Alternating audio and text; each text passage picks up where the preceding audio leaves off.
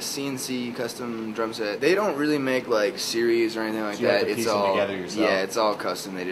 You tell them what kind of hardware, what sizes you want, and then what you want on the drums, and then they do it for you. And I pick the colors out and send it to them. Kick set, it's a 22 by 18, and it's a 6-ply maple, and 6-ply maple goes for the arms as well.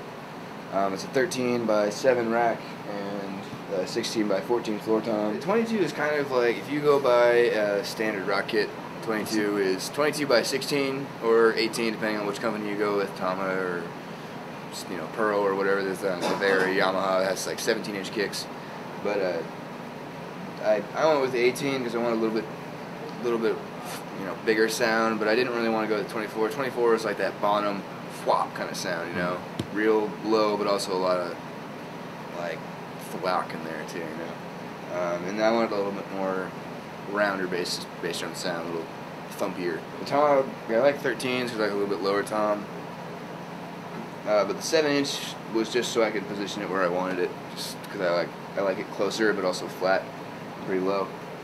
Then 14 by 16, I don't know, it's just arbitrary. The snare is a 6.5 by 14. It has 10 lugs, 7/8 inch offset. I had a 5.5 by 14, and I liked it a lot, but I just want a little more depth out of it.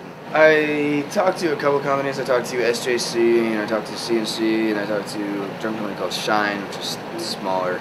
They do mostly like punk rock bands, and they were all like cool and had pretty good prices and stuff. But C&C has just kind of been like, I don't know, the drum set for me for a while. So when they agreed to give me a discount, I was like, all right, we're gonna go with you guys. So I mean, like a lot of my favorite drummers use C&C, and a lot of drummers I really respect also use C&C. I mean, Ringo Starr is playing on C&C now, so like my old drums are over here.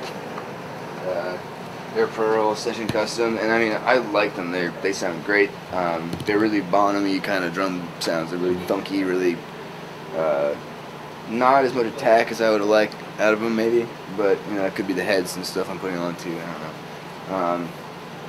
But they just, I don't know. There's when you graduate to a drum set from move from like kind of like midline drums. Like these are all maple shells, so are these, but just the craftsmanship and the amount of drums and the way the hardware works, and like the actual shells themselves. Like these are Keller shells, those are not Keller shells, and that has a lot to do with it. But I mean, these are all made by hand. People put these together by hand, as opposed to machines and stuff doing it. So I mean, basically the Pearl set you have over here, hidden in the corner, yeah, it's a fine. I mean, it's okay set. Yeah, but it's a great set. I mean, it's like a $1,500 set, and it was a good drum set at the time and whatnot. But it's just when you get drums that are made by hand, it's, I don't know.